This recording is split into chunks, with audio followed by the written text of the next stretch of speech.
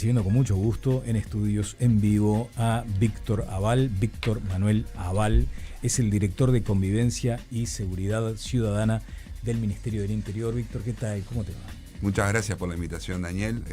Bueno, acá estamos, muy agradecidos por la invitación, obviamente que a tu equipo que trabaja y obviamente también a la audiencia que estará ahora en este momento escuchándonos. Sí, y mucha gente en la audiencia debe estar preguntándose cuál es el actual perfil de una dirección de convivencia y de seguridad ciudadana, que es parte de un engranaje.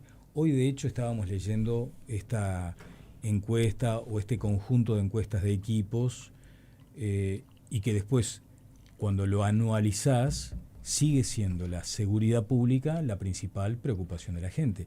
Y allí encuentra, en tu unidad, en tu dirección, una, como se dice, caja de resonancia. Ustedes tienen también muy presente lo que está sintiendo la gente respecto a la seguridad. Sin duda, a ver, es un problema que es crónico y es consistente en el tiempo, por tanto trasciende las administraciones y es un problema que evidentemente sentimos que la gente está, yo diría que reclamando, obviamente, más seguridad y además mayor acuerdo a nivel del sistema político. Creo que eso es muy relevante a la hora de entender que la seguridad pública no es un botín electoral, es algo que desde la campaña electoral del Frente Amplio lo manifestó y por tanto desde la gestión nosotros lo que queremos es hacer carne de ese discurso, de ese relato de que en realidad lo que hay que salir es a buscar el acuerdo, salir a buscar al que piensa distinto y tratar de construir una salida que sea una política de Estado, porque en definitiva ahí está la solución a mediano, largo plazo y también a corto. Sin embargo, sigue el tironeo. Bueno, nosotros desde la Dirección de Convivencia, poniendo el zoom en la Dirección de Convivencia, nuestra perspectiva de trabajo siempre va a ser la perspectiva de la cooperación. No importa de quién se trate, no importa el partido que vote, quién sea el gobierno de segundo nivel o tercer nivel, no tenemos ningún inconveniente. Nuestra idea siempre va a ser trabajar en sentido cooperativo porque sabemos que es una necesidad de la gente y por tanto ante esta preocupación lo que se requiere es el trabajo cooperativo, que es lo que nos están demandando. Dejen de electoralizar el debate público y hagan un debate público enriquecido, donde las organizaciones sociales, donde el vecino, la vecina, donde ustedes los comunicadores también sean parte. Por tanto, también eso creo que ha sido parte de una marca registrada de esta administración, de la construcción de este Plan Nacional de Seguridad Pública que en el mes de marzo se va a anunciar, que ha formado justamente un conjunto de espacios de intercambio donde han participado infinidad de personas, ¿sí? Algunas vinculadas al sector productivo, al sector privado de la seguridad, en fin, organizaciones sociales con base territorial, porque la construcción de una política de Estado no solamente requiere del acuerdo entre partidos políticos, sino también requiere del acuerdo con la sociedad. Lo que no puede pasar, que es algo que sí veo, esto voy un poco atado a lo que vos me decías al principio, de entender que la política está permanentemente enfrentada en este tema, porque si no lo que ocurre es que en la discusión pública, que es un tema sumamente relevante en estos términos, en el vínculo con la seguridad y la convivencia, y se da vuelta, dice, bueno, está bien, y queda el sistema político ahí en el barro, en esa discusión que en definitiva no lleva a ningún lado y que la gente lo que empieza a creer, no solamente a descreer de los problemas, digamos, de las soluciones a los problemas que la están afectando, sino además descreer de la propia política. Por tanto, es un tema capital, yo diría, ¿no? Decime, y allí es donde corresponde, Víctor, preguntarte, ¿qué de este plan que se presenta en marzo cambia en la gestión, en el rumbo, en la acción de la Dirección de Convivencia?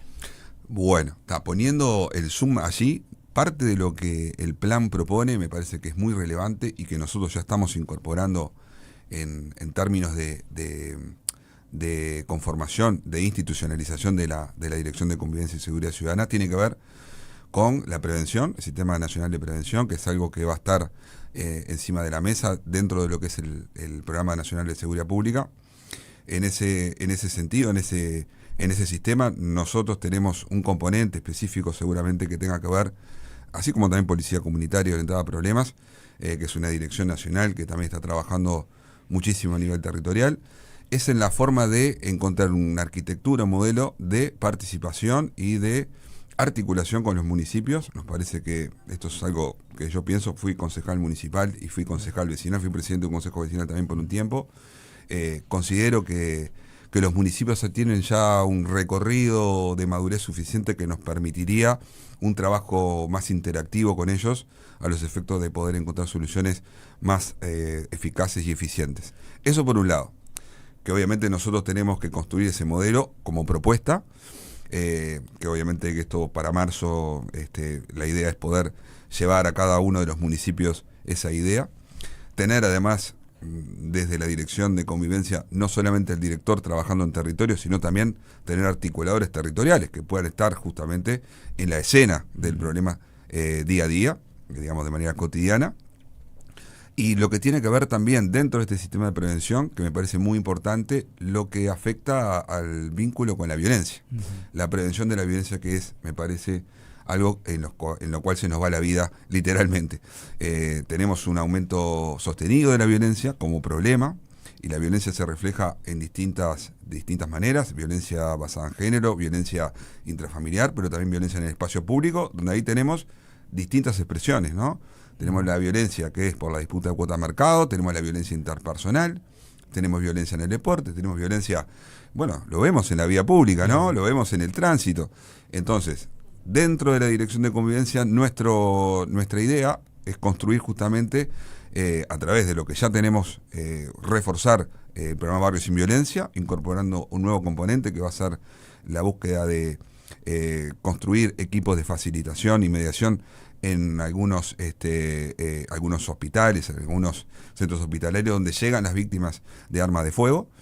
Está comprobado esto, las intervenciones hospitalarias en este sentido pueden ayudar mucho a evitar justamente, prevenir la venganza, es decir, el homicidio retaliativo que sea. O sea, trabajar específicamente en un tipo de violencia, no en la disputa de cuota de mercado, sino en la venganza retaliativa. Es un buen punto, ¿no? Porque en realidad se pretendía justamente innovar en esa materia. Yo no sé si esto está muy atado a la no denuncia, que es un asunto crítico también, porque muchas veces las víctimas que llegan a hospitales, a centros asistenciales con heridas de bala, eligen no denunciar. Y eso también te baja una percepción de lo que realmente está pasando. ¿Ustedes van a ir en esa línea? Exacto. Es que ese problema lo identificamos, y obviamente dentro de los que son los equipos de salud también lo identifican. Entonces nos parece importante que del Ministerio del Interior podamos dar una respuesta en ese sentido, tratando de conformar estos equipos, que va a ser en principio una respuesta piloto en algunos hospitales, justamente donde hay mayor concentración de víctimas justamente de la violencia armada. Sobre todo lo que tiene que ver, reitero, no en estas víctimas que están vinculadas a disputas de cuotas de mercado, sino vinculadas a otro tipo de conflictos. Y permitime, porque esto es importante, respecto a la denuncia no me quiero olvidar, pero quería agregar también que vamos a disponer de un servicio de mediación policial, que en realidad era un programa de justicia restaurativa que funcionaba antes de la reforma del Código Procesal Penal, y la idea es reincorporar ese trabajo en territorio con este programa de mediadores policiales para trabajar lo que se conoce como el artículo 382 del CPP, que tiene que ver con mediación extraprocesal penal en aquellos conflictos interpersonales que, si no se interviene de manera temprana, sabemos que pueden escalar. Para eso tenemos una reunión pendiente con Fiscalía, justamente porque son quienes van a hacer las derivaciones a este programa. La figura del interruptor, ¿se integra a la acción de la Dirección de Convivencia? La figura interruptor, claro, porque Barrio Sin Violencia es un programa que venía de la administración pasada, donde nosotros recibimos un informe de diseño y evaluación. No tenemos todavía un informe de impacto, porque no tenemos la evaluación de impacto. Este informe fue entregado en enero, nosotros asumimos en marzo, y el informe plantea un conjunto de recomendaciones y de cambios. El programa de interruptores va a seguir, tiene que trabajar en lo que tiene que ver con la violencia intercomunitaria, pero al mismo tiempo tenemos que incorporar nuevos dispositivos, y por eso parte de estos cambios, que también son recomendaciones de este informe, tiene que ver con el vínculo con los centros hospitalarios. Estaba pensando además... Pero que se entienda, perdón, sí, Daniel, esto claro. Es importante subrayarlo para que después no quede como una idea de que los interruptores van a estar trabajando en los hospitales. Los interruptores van a seguir trabajando a nivel territorial en las dos subzonas que están trabajando, que es en la zona Casa Valle y Cerro Norte. ¿Tá? Pero después los equipos técnicos, es un equipo especializado, altamente calificado, que va a trabajar justamente en los hospitales, tienen otra naturaleza, digamos. Pero coordinados. Pueden estar vinculados porque el seguimiento de la víctima y sus familiares es post hospitalario. Claro. Por tanto, puede ser que esté vinculado también a los equipos que están trabajando allí en materia de interrupción. Bien, director, contame, yo sé que es una pregunta compleja, si se quiere, ¿no? Pero hay hoy zonas que están cooptadas o que están ocupadas o que están dominadas por el narco, por ejemplo. A ver, tenemos sin lugar a dudas un avance de la gobernanza criminal en términos de lo que ha sido el retiro del Estado de los últimos 5 años, sí. Pero esas formas de gobernanza criminal, digamos, tienen distintos niveles. Creo que no estamos en un marco donde podamos hablar de un Jalisco o estamos hablando de una situación como la que está ocurriendo en México. No tenemos ese nivel de organización delictiva. ¿Y ahí le agregás en el Uruguay? El por ahora le agregás? Yo no le voy a agregar el por ahora. Nosotros el que tenemos que hacer es el trabajar en el ahora, justamente, que es desactivar estos niveles de, yo podría llamarle podría ser gobernanza criminal si se quiere, o también de ciertas formas de autoridad alternativas al Estado. Yo diría que es un poco más eso, digamos, todavía no estamos en una fase donde podamos decir tenemos niveles de gobernanza criminal. Sin lugar a dudas, hay grupos que están más organizados que otros, eso es así, no vamos a discutir, pero no estamos a un nivel de vínculo o de organización tan fina, más allá de lo que sucedió, capaz que me lo vas a preguntar, vinculado a este episodio que pasó en Ciudad Vieja y el vínculo con Brasil y con algunos grupos más organizados. Obviamente, en lo que tiene que ver con los mercados ilegales de drogas, hay conexiones a nivel internacional, eso es inevitable, pero todavía estamos en una fase de desarrollo que no quiere decir que nos vamos a dormir en los laureles. Como uruguayos y uruguayas a veces nos pasa decir, bueno, esto en Uruguay no va a pasar. Bueno, tenemos que tener esa clave y esa mirada también, ¿no? Claro, por supuesto. Porque efectivamente iba a preguntarte, sobre todo considerando lo que se afirma por parte de técnicos, intelectuales de la academia que trabajan en estos temas, ex jerarcas de gobierno vinculados al combate al delito, y te dicen, no, lo que hay acá en Uruguay es crimen desorganizado. Y parece que le bajan el precio con eso, ¿no? Y yo no sé si efectivamente es así. Bueno, la evidencia justamente, como bien decías vos, y tomo parte de lo que introducías en la pregunta, la academia, personas vinculadas a la administración pasada, todos llegan un poco a cierto estatus, digamos, del diagnóstico de que no tenemos un nivel de organización criminal tan perfilado como en otros países. Eso sin lugar a dudas, estamos en un continente altamente violento, donde el crimen organizado tiene una vinculación directa justamente con esas tasas de violencia. Eso está claro. Eso no quiere decir que nosotros tenemos que pensar que el Uruguay es una isla, por supuesto. El vínculo con el Uruguay también está muy afiatado desde hace décadas con lo que tiene que ver con el delito organizado, pero sobre todo en formas vinculadas al lavado de activos, ese tipo de cosas, donde ahí sí encontramos una ingeniería institucional y un vínculo entre los mercados legales y ilegales mucho más fino, mucho más refinado de alguna manera, donde obviamente que la investigación criminal se hace más difícil, pero más necesaria también. Bien, hace un ratito estaba acá Mariana Mota, la presidenta de la Institución Nacional de Derechos Humanos, y claro, es muy difícil establecer en la agenda diaria que tienen de tareas, muy difícil establecer prioridades, pero son varias dimensiones las que hay que atender y sostener. Ustedes tienen todos estos asuntos vinculados al crimen, a estas circunstancias barriales de altísima complejidad, de muchísima violencia, pero también, por ejemplo, les asignan parte de la tarea de las personas en situación de calle.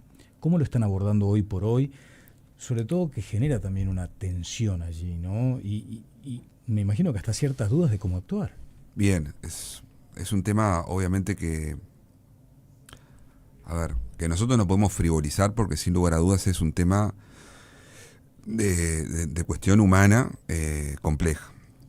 Nosotros en el mes de mayo, si no me equivoco, recibimos a distintas delegaciones de candidatas a la Intendencia de Montevideo, entre ellos había venido Lema y Martinelli, quienes hacía 90 días habían sido Ministro del Interior y Ministerio de Desarrollo Social a plantearnos justamente la dificultad vinculada a las personas en situación de calle.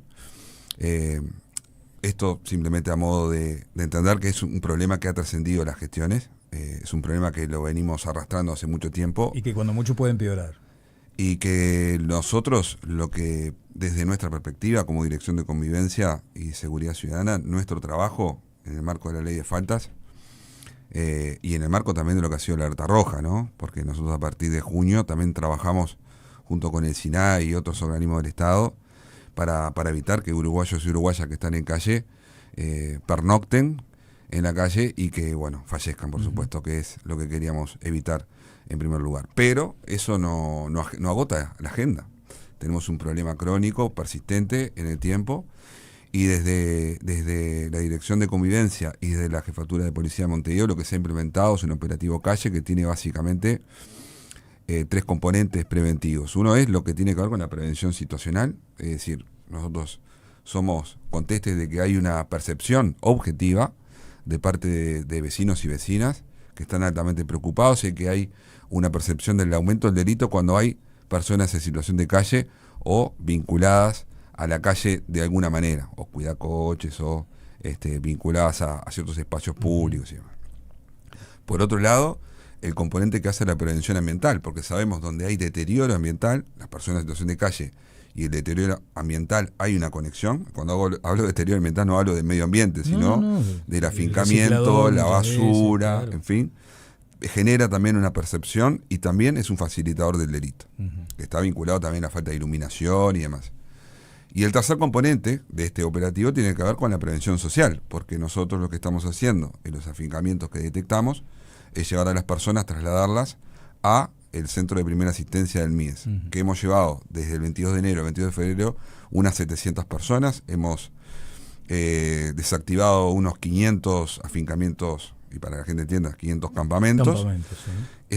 Eso reporta aproximadamente unas 27 toneladas. En un mes, 27 toneladas de residuos voluminosos. Por tanto, también hay un vínculo de la comunidad con el residuo voluminoso, ¿no? Porque también en verano, llega diciembre, ¿no? El aguinaldo, esto es una hipótesis, todavía no la tengo contrastada, pero bueno, cambio de año, la gente empieza a hacer como cambio de su mobiliario, viejo, vamos a cambiar el living, y empiezan a dejar las cosas afuera, y eso también genera también una potenciación de estos afincamientos indebidos.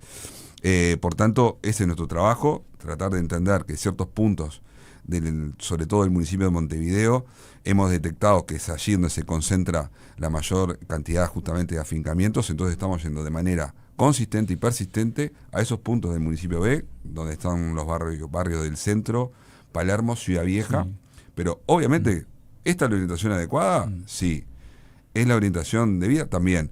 Ahora, ¿es suficiente? Todavía falta. No, y sobre todo también la idea de sostenerlo en el tiempo, porque de nada vale, digamos, resolver un asunto que al otro día te va a asomar de vuelta, porque la gente vuelve a la calle, en fin, ¿no? Es un largo tema.